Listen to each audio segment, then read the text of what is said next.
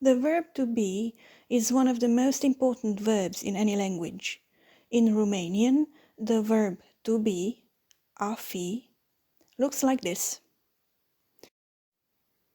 I am going to read it out loud 2 times together with its translation, and then we will read it together. I am.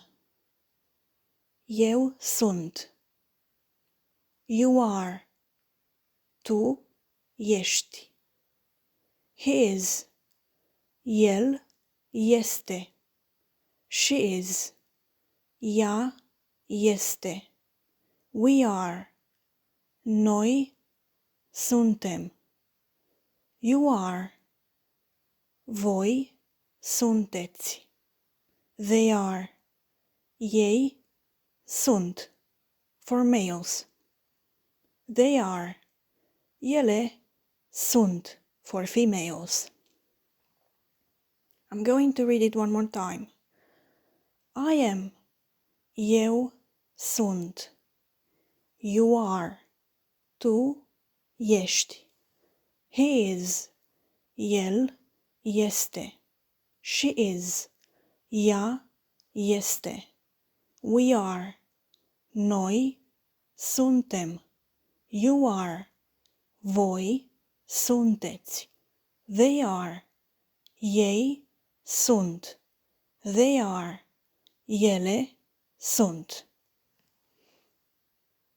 Repeat after me. Eu sunt. Tu ești. El este.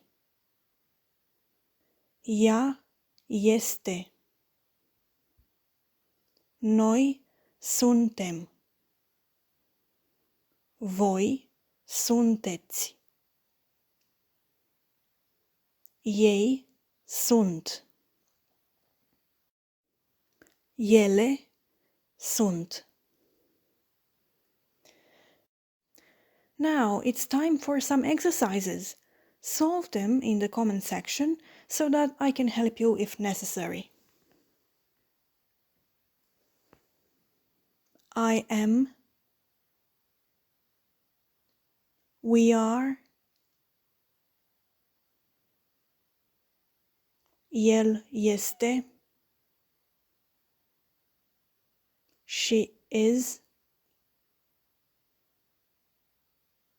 Ei sunt. You are.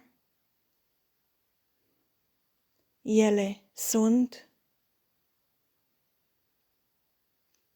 They are. Bob is. Antonia is.